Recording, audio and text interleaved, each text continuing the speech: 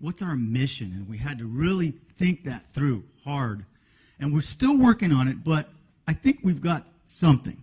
And I don't want to bore you with anything long, but I think this is what we got. If I got, oh no, it's not here. This is an older slide. Yeah, it's not on here, so I'm sorry. Yeah, I'll skip it, but basically it's a statue of an old British baron, I guess, with a wig, and it says, "Sue the bastard."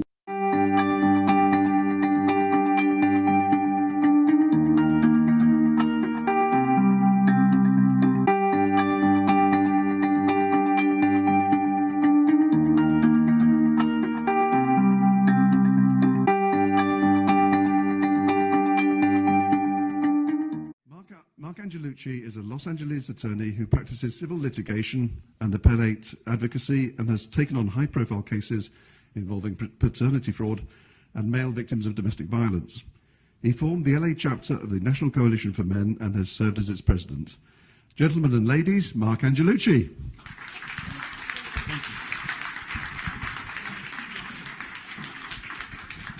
Thank you. Thank you very much.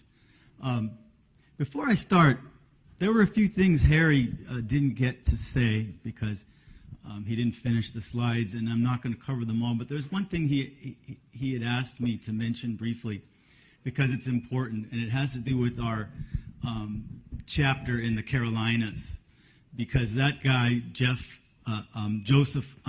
Greg Josephchuk, has done so much work in the area of Title IX. He started a chapter of NCFM there, and he's helped people file lawsuits against their universities. He's helped file numerous Title IX complaints. He has connected us with people, high-level people at the Department of Education. I don't want to go there, but we've had tremendous impact. He even brought falsely accused men to meetings at the highest level of the Department of Education to facilitate some of the changes that have happened. And that's a very important part of the things that Harry was talking about with regard to NCFM. That's the one thing he asked if I could mention just because he didn't get to. And I appreciate that. Sorry. Yeah, the one thing, right? Yeah. Yeah, sorry. So thank you all very much for being here. And thank you to all the people who organized this amazing event. I'm very, very thankful. I've been with NCFM, National Coalition for Men, since 1998 when I joined as a law student for numerous reasons that I'm not going to go into. But because the main thing I'm going to focus on, sort of with Harry, was sort of broadly about NCFM, and what I want to focus on is the legal aspect, in particular the legal team that we're putting together. And what I've decided, because I think it's really important, and what I've decided to do is take 5 cases. It's really hard to pick them because we've done so many. Ever since I joined, we've helped numerous people in their cases, their family law cases, restraining orders, and other types of things. But never as a law firm, never as National Coalition for Men Legal Center or anything like that, just sort of unofficially with me or others taking the cases. So I'm going to go over 3 or 4 cases first where we weren't the law firm. One of them is the selective service case that a lot of you have asked about. I'm going to briefly go over those. And then the final one I'm going to talk more extensively about because it's very current, it's very intense, we're really excited about it, and things are just starting to turn. It's a false accusation case that shows a perfect example of how a false accusation, even without a conviction, snowballs and can destroy someone's life, business, and everything else and drive them to suicide or other types of things. And we are now turning that case from the defensive to the offensive. And so I'll end on that. But first I'm going to go over 4 cases kind of briefly so that I don't go over my time. Hey you! Yes, you! Watching this video. Did you miss out on going to the International Conference on Men's Issues? Or did you go and now you missed the fun times you had at this amazing event? Experience the magic of ICMI 2019 again, or for the very first time, with Honey Badger Radio's ICMI disc set. The disc set brings ICMI presentations together in one convenient package, as well as disc set exclusive Badger bonus content. Enjoy behind-the-scenes Badger interviews with free speech and men's issues luminaries like Sargon, Janice Fiamengo, and Count Dankula, as well as a never-before-seen Badger cartoon. Also available is sparkling ICMI merch, such as our professionally designed program book, sticker sets, badges, and more. Go to feedthebadger.com and claim a piece of men's rights history for yourself. Here's the office. I know Harry talked about that. That's just me.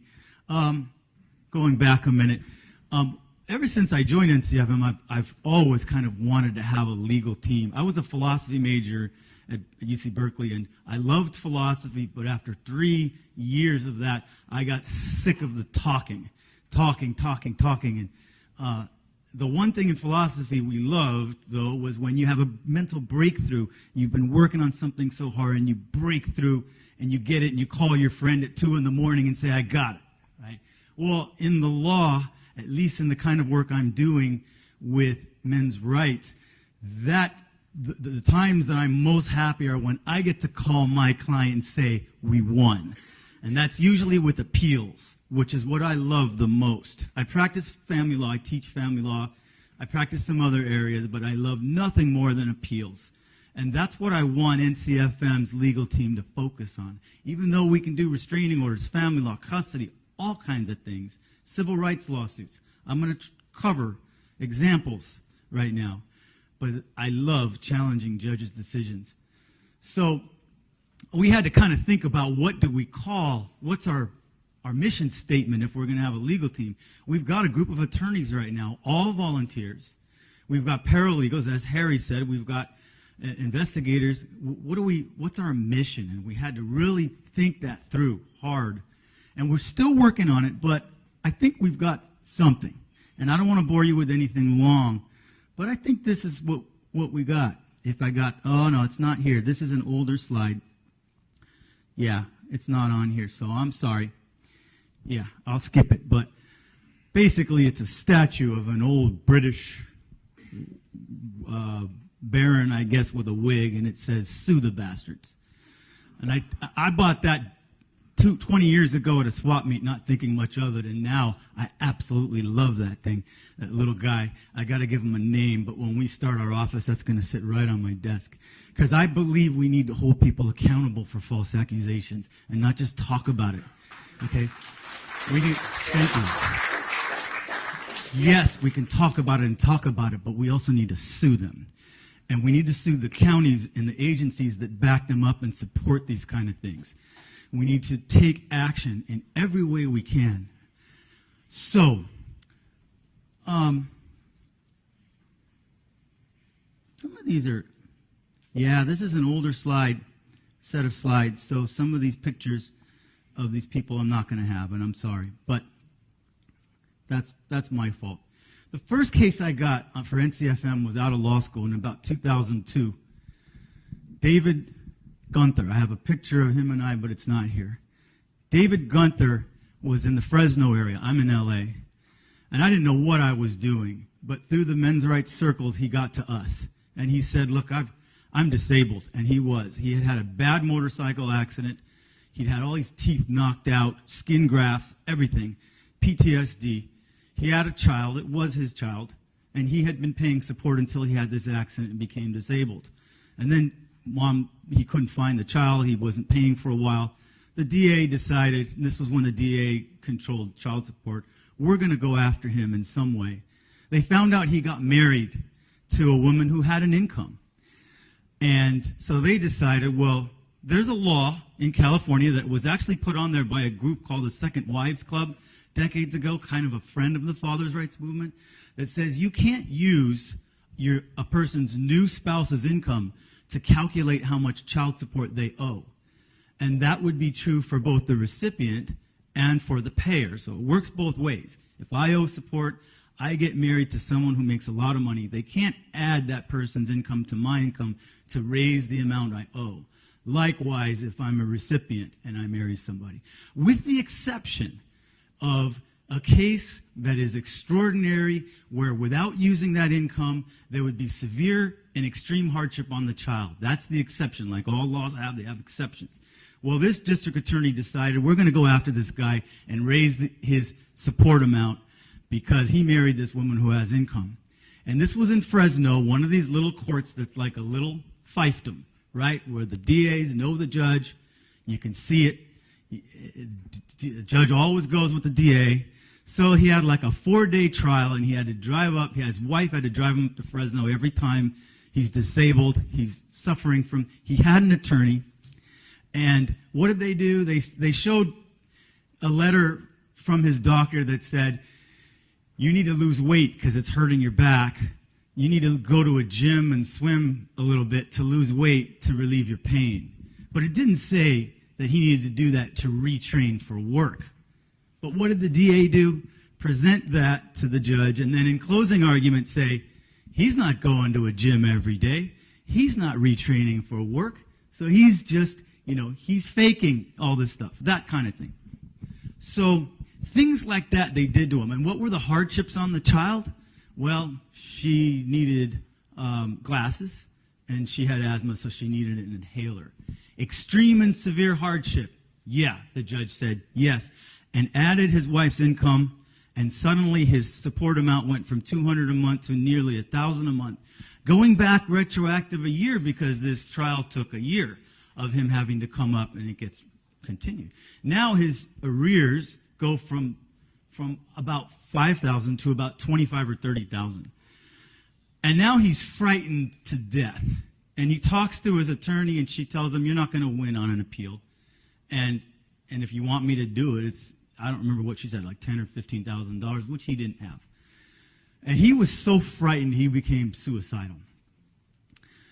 And every notice he got in the mail spelled jail to him. Well, he found us, and it came to me, and I'd never done an appeal. I didn't know what I was doing. I was working for a nonprofit that helped people with mental disabilities for free. So I had to do all this on the side. And I got a little bit of help, and I mustered up the courage to do it, to do the appeal. I got as much help as I could from appellate attorneys, but not very many really were stepping up. And ultimately, after over a year, I had the wonderful pleasure of calling him and saying, we won. They reversed the decision in a very scathing decision, chastising that court for what they did, for abusing the law in the ways that they did. I wish I could go into it more. It's mandatory reading for my family law class. But in any event, and while the case was pending, he hung himself in the basement. He was so frightened because he lived. I'm sorry. I got to say these things because you're wondering. He hung himself partly because not even so much the fear of jail, but the effect it was having on his marriage. And that's why these things are so destructive. These kind of cases are so destructive, because his wife was affecting her finances. She had kids of her own. In Canada, she had to support, and it was creating tensions. Well, when I told him that, he called his wife right away at work and said, we won the appeal, and his wife screamed at work. That's how excited they were. And to this day, he lives now in Eugene, Oregon, and he thanks me to this day. He tells me without us, he'd be dead. He lived when he hung himself. His wife found him in the basement. The ambulance came, resuscitated him, and all that. And he didn't try it again, and now he's alive and well. His arrears went back down to like $5,000, and then we cut a deal to make it like $3,000, and that was it, and it was over. But we gave them hell, and we know that judge knew these DAs. At one point, to be quick, in some of the post-appeal things when I was appearing, immediately one time when the judge stepped off the bench, the DA went up and whispered in the judge's ear. And I said, is this ex-party? What is this? And they both turned around simultaneously and said, no, this is personal. And it turned out something had happened to the DA's dog at home, and she had to go home. And I'm thinking, if something happens to my dog, Your Honor, can I go up and whisper in your ear? And I don't have a lot of regrets, but that's one thing I wish I had said. Because since that time, I've confronted judges much more harshly and gotten away with it. So I should have said that. But I didn't. was new. After that, I don't know how many years later, another case came along. We've got many of them. But David Woods, a lot of you I'm sure heard of Woods versus Horton. David Woods was a guy also in the Sacramento area whose wife was violent to him. He was a really tough guy, a former bouncer from Houston, but he never would hit her. He knew what would happen if he did. And she was just always slapping him, hitting him. One day his daughter and him tried to find him a shelter at the local shelter, and they said, no, we don't help men. So he came to us, again through different channels, and we eventually took him and said, we need to file a lawsuit. And we took him and 3 other male victims. One of them was Ray Bloomhorst, you saw his picture, from different parts of California. One was in a wheelchair. One of them successfully, I shouldn't say successfully, but did commit suicide while this case was pending on appeal. He did die. He's from Grass Valley, the poor guy. But we still had 3 of them left. And we sued the state of California, including some shelters that were state funded, because that's the key. If they get state funds, they're not supposed to be discriminating. I don't care if they're private. That's fine, but they get state funds, which men pay at least half of. I say at least to be nice here. But they do. And there's no reason why they should be flat out denying any services to men. Even, I don't even mean just housing. I mean they were refusing to give hotel vouchers, legal advice, psychological counseling, things like that, just flat out. So we sued. The lower court judge said, well, we sued in California under the California Constitution. We have our own equal protection clause. And the lower court judge said, look, I've seen battered men in my court, but I can't do this because if I found this unconstitutional, I would have to eradicate the entire funding of $25-something million a year that goes to all these shelters, which he was wrong about, because there's something called judicial reformation, which means if you find something unconstitutional, but you think the legislative intent would have been to just reform it to make it constitutional instead of invalidating it, you can do that. And I showed him all the legislative history showing why he could do it, and he didn't listen at all. He just denied it. So we appealed that. And that whole thing took a total of 4 or 5 years. And I'll never forget, how intense that was on my mind. When I was waiting for that decision to come out, I remember when I was going to fly somewhere, I gave just a skeletal opening brief that would just barely work to my friend, an attorney. Said, if my plane crashes, I want you to file this for me, because I know no one else will. And I know if the plane shakes, I'll at least know that someone's going to do that. I'm serious. It was my baby. And ultimately, I argued in front of 3 judges, and long story short, we won unanimously. They reversed it.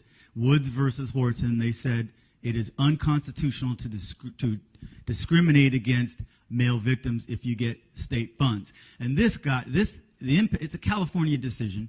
It went we had media all over the world. I had calls from Scotland. I got from Canada. I think the island of Malta, everywhere. Emails were just pouring in thanking me for taking this case. But it's not over. We know, there were some big changes, but we know that a lot of counties in California are passively resisting this and are still discriminating and are interpreting that case to mean as long as we send them to a place that does take men, even if it's hours away out in the desert, Valley Oasis, then we've complied, we've helped them. We're seeing this here and there, especially LA County. So we're going to do we're planning a Woods 2, okay, that's in the works. It's in the works. Thank you. But we're really busy. It's hard. We're all volunteers. I have my own caseload. I have to make a living. Everyone else is volunteers. And so it's, as Harry said, and he answers at least 20 or so emails, calls, and pieces of mail a day for NCFM. And that's heroic. And that's the kind of thing that's unseen and unthanked. But without that, we wouldn't be able to do what we're doing, among many other things that he does. So we have this team of volunteers, and he has to filter a lot of these cases because we just can't take even most of them. We only can take a few, unless we can get the funding and get ourselves established, which we're going to do. I don't care how long it takes, we're going to do it. The case of Marcos Valdez. This was our first case where NCFM was actually the law firm representing somebody. This guy in sort of the East LA area contacted us. Harry answered it. He said, you know, he's a victim of paternity fraud, basically. That's the story. And back in 2000, from 2002 to 2005, the LA chapter of NCFM did tons of work on paternity fraud. Not a lot of people know about it, but we wound up coming across some paternity fraud victims, and we didn't even know what it meant until we met them, and we learned. And we wound up going to Sacramento. There was a legislator up there, a moderate Democrat who worked with us and drafted the legislation. He represented South Central LA. So he had hundreds and hundreds of guys, mostly black men, who were affected by, who were victims of paternity fraud, being forced to pay for children that are not theirs, even when they had DNA to prove that this was not their child. The laws had not caught up with DNA yet at the time. And this was it was horrible. We had so many of these guys coming to us. We raised just enough money to get that legislation introduced. We were bringing people up there to Sacramento to testify. One time we had over 100 people up there testifying. And it was a big fight because feminist lobby groups went against us. They did. They won't admit that, but they did. The California Now and others. I don't mind naming them. They fought us tooth and nail. We ultimately, after about a 2 or 3 year fight, got a compromise bill that extended the time for men from a 6-month default rule to about 2 years to challenge paternity by DNA. We would have liked longer, but we wouldn't have won. We were outgunned, outfunded, outlobbied. They had like 12 full-time lobby groups up there, and we had volunteers.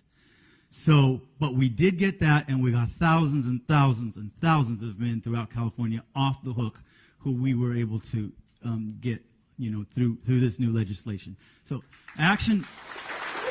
Thank you. Action matters.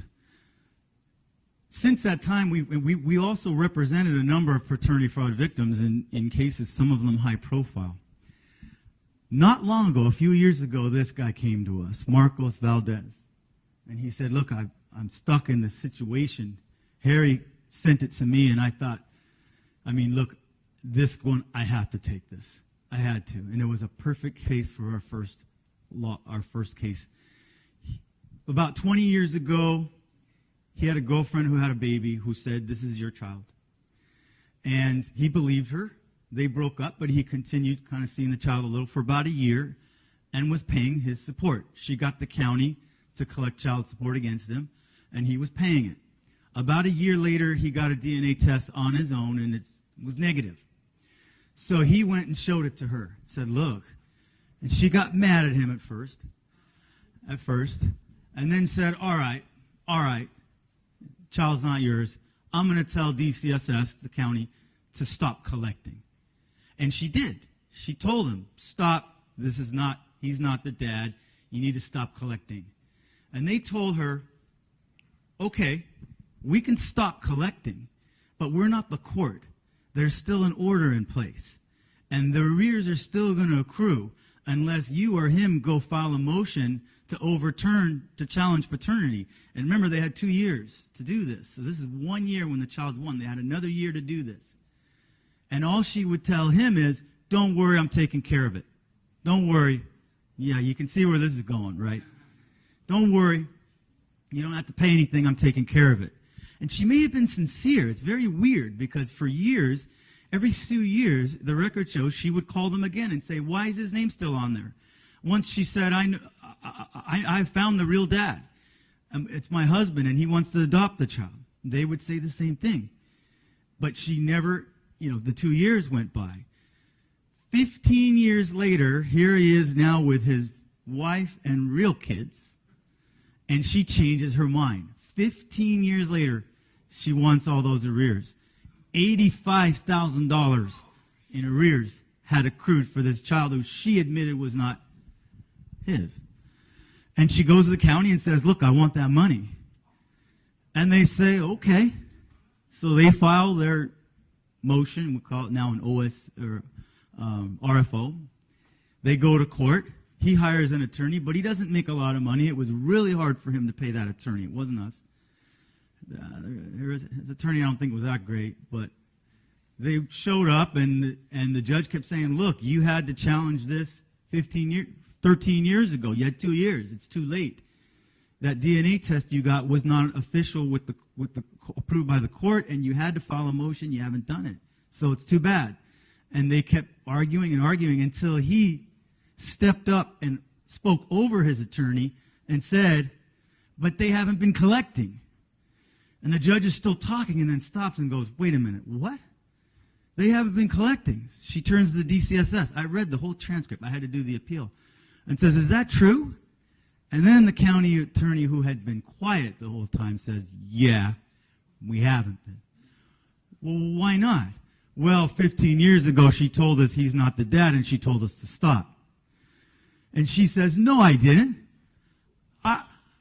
She says, I thought that was a different case. She had other kids somewhere, you know. I was talking about a different case when that happened. This judge said, all right. I'm really summarizing this because there were numerous hearings. This judge says, all right, I'm done with this. I'm setting another hearing. DCSS, you need to submit to me all the records of all the communications that took place in this case. I want to see what happened. So they did, and she read it, and she saw repeatedly Mom was telling them, he's not the dad. Colin, he's not the dad. Take him off. Blah, blah, blah. Okay, so the judge ultimately does the right thing and says, look, nobody overturned this order, so the child's 17 and a half. You need to pay support from until the child's 18, ongoing. But I'm not going to enforce this $85,000 of arrears. Now, the case law is, there's no case law directly on point on this. And this is where it was a really interesting case. What the case law says, at least in California, is judges can refuse to enforce arrears if there's active concealment all the way until the child is 18, meaning the recipient parent conceals the child on purpose from the other parent, and they can't find the child, and it's really supposed to be till the child's 18. Then a court can refuse to enforce arrears. But that's inequity, what we call equity, those of you who know what I'm talking about. The Old English common law, the Old English had an equity court and a law court. If you didn't win in the court of law, which was strict, you could go to the court of equity, and it was more about fairness. In our courts now, they're combined in the same court. So she used that equitable principle to refuse to enforce arrears, and immediately Mom appealed. And then his attorney said, look, just like with David Gunther, it's going to be $10,000 or $15,000. He couldn't afford that, and he was scared. So he came directly to NCFM. Harry gave it to me, and I thought, I've got to take this one. I don't care how much work it is. It's everything I love to do. It's appeals. It's paternity fraud. Not that I love paternity fraud. I love to fight paternity fraud.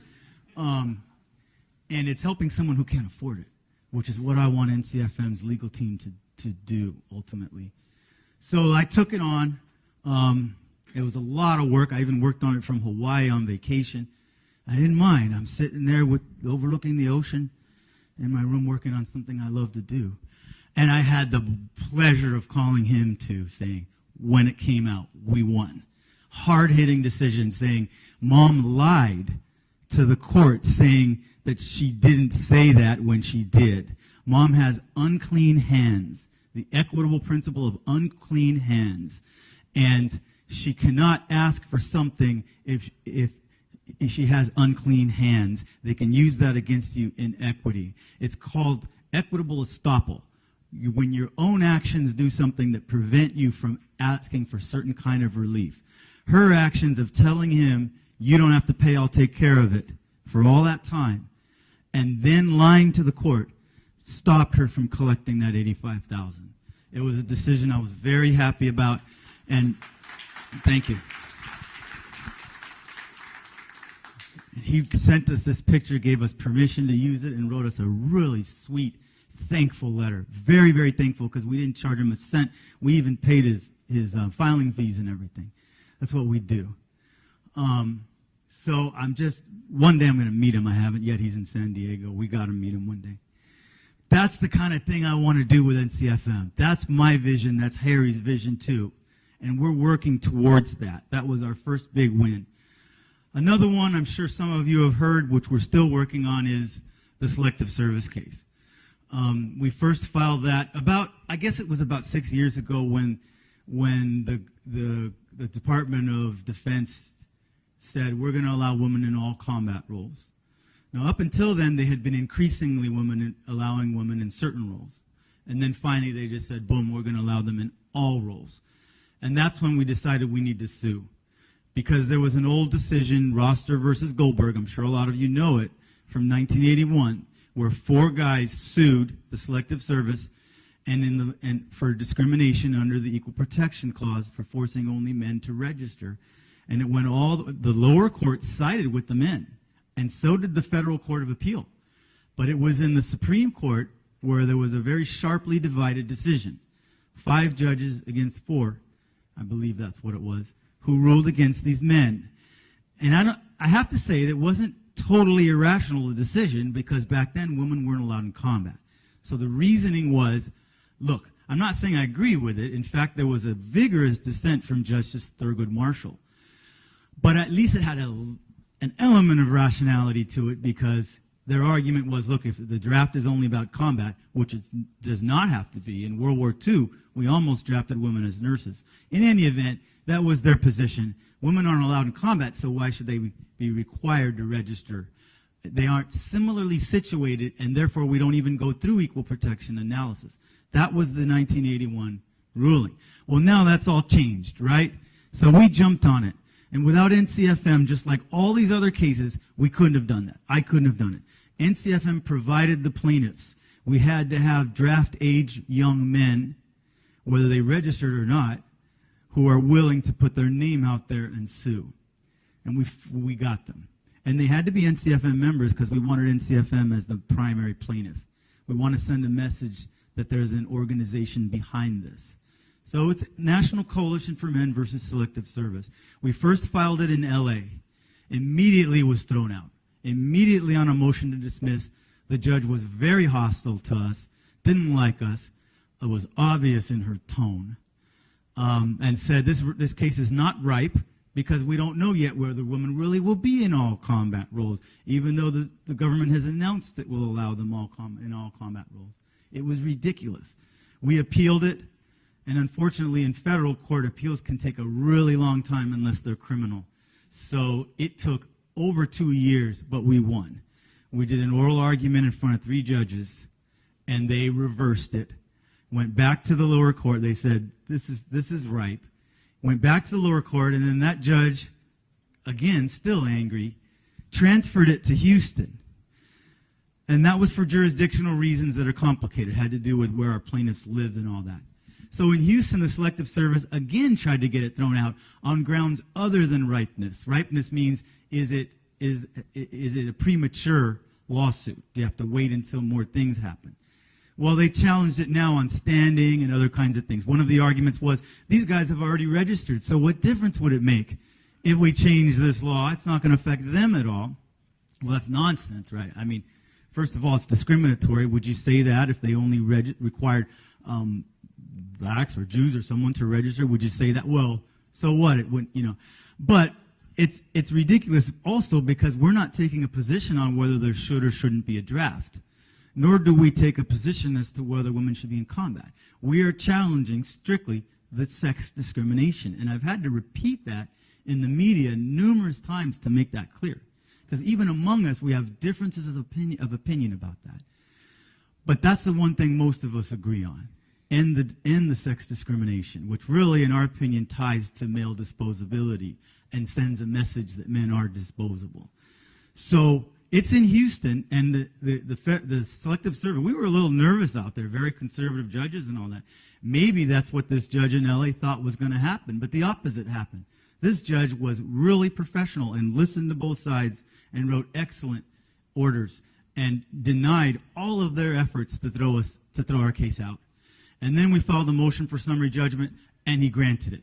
He granted it as a declaratory relief. So he didn't grant an injunction, and I think it's because he thinks the government may still need more time because they're deliberating this stuff in Congress, right, which they've been doing for decades, and even the judge said that. But he made a declaratory judgment that this is unconstitutional, to force only men to register. And that, again, got all over the media. For 3 days, Harry and I were answering calls. It was insane. I had very little sleep. Okay.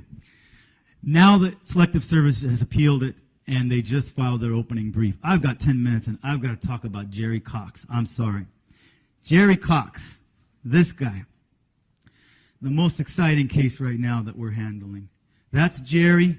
That's Imran, one of our attorneys. He got screwed too. He is an attorney. He had a relationship with an attorney. She was violent to him 3 times, and she admits it.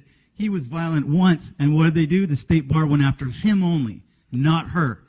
And they wanted to, and actually, there was a feminist judge. I cross-examined a feminist expert, so-called, and the feminist judge who said, when I asked the expert, do you consider yourself a feminist? The judge blurted out, I'm a feminist. I just want that on record, something like that.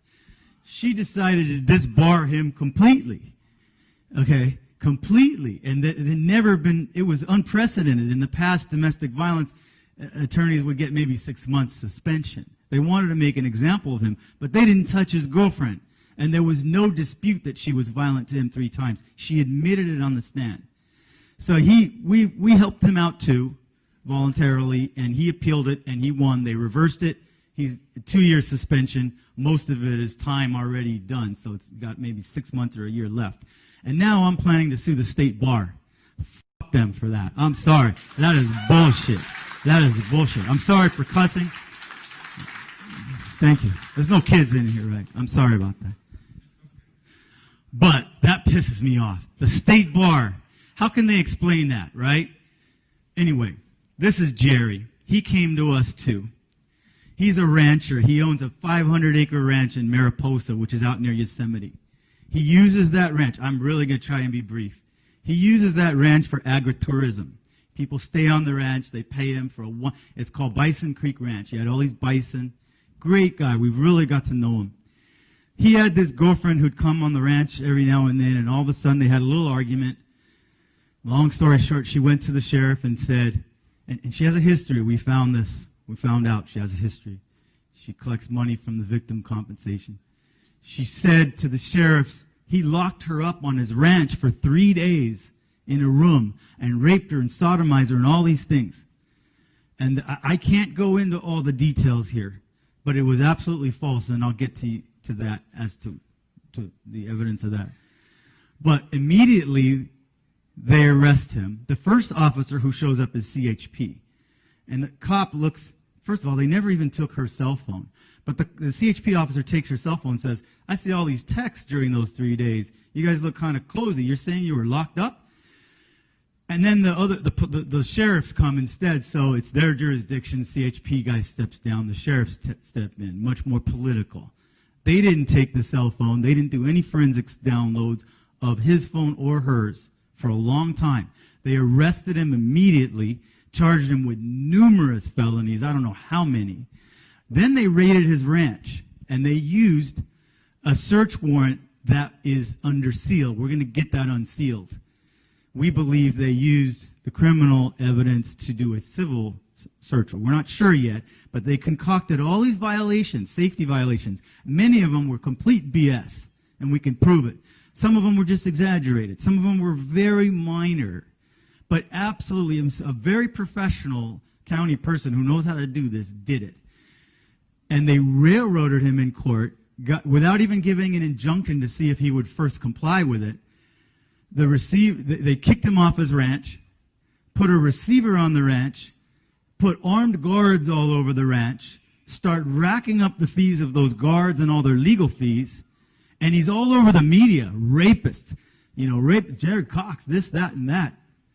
Okay, and now his business is destroyed. He has to sell his bison to pay his attorney and that kind of thing. He can't operate the ranch. he comes to us. He did have a really good defense attorney who worked with us. Eventually, that defense attorney got hold of a deposition that this false accuser, she had a workers' compensation case in which she was claiming she was injured from work, and they took her deposition, and they asked, have you been raped or anything? Yeah, way back then, my uncle or something. Anything since then? Not that I recall. On record, right? She didn't think that we'd be able to get hold of that, but we did. And when we got that, first of all, he's already kicked off his ranch with a receiver, and this receiver has racked up like over $500,000 of fees that they're going to make him pay. And not only that, but, okay. So eventually they dismissed the criminal case, but it was almost 2 years. They sat on it on purpose so that they can do this receivership. It's a land grab, and we believe there's corruption. It's a small courthouse with 3 judges. These are the people who sit at lunch every day together. They know each other. Anyway, we stepped in, and I've been representing him in the receivership case, and now they're trying to sell his property just to pay.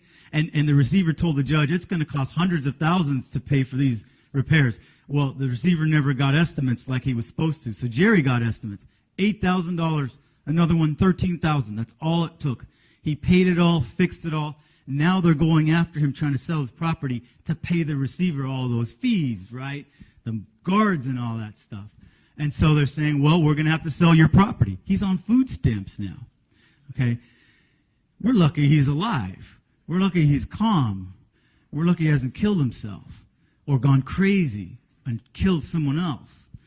We're taking the receivership case, and I represented him in the restraining order case that we sued the false accuser. Another thing, we sued her. And that's still pending, but as soon as we served her, she came rushing in to try and renew a protective order that was issued against him 3 years ago, telling the judge he raped me and all this. So I took that one on too. It was starting to get a little burdensome, but I took that on, and that trial was on July 26th, and we tore them apart. It was an all-day trial in San Luis Obispo where the false accuser lives, 3 hours from Mariposa. And long story short, we won, and the judge saw right through the lies.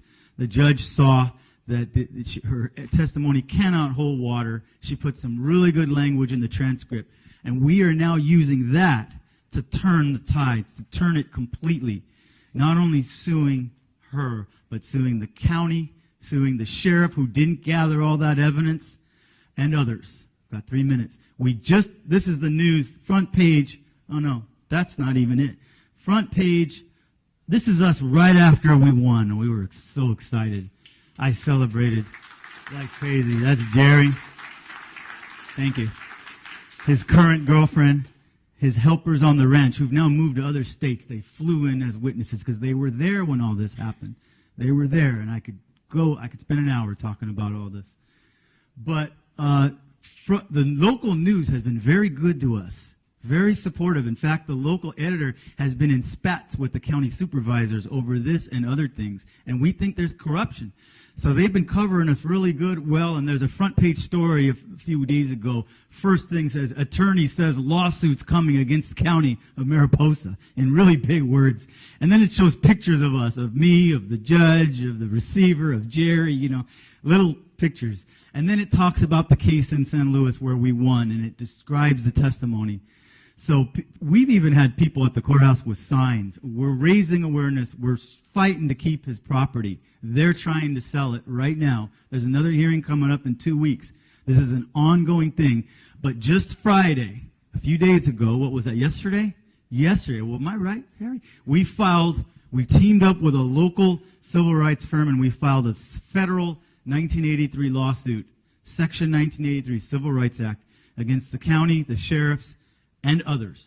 They haven't been served yet, so I'm not going to say anything because I don't want, But and we're on it, and we are all super excited about this one because now we're turning the tides. We're holding people accountable. No matter what happens, we're not going to stop. I wish I had the time to give you all the details of this case, but this is the kind of thing we want to do, and this is the kind of thing we're going to do, whether we're volunteers or whether we're well funded.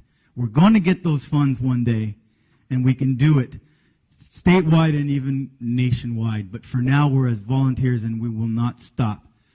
That's it. I have 1 minute. Thank you. I'm sorry.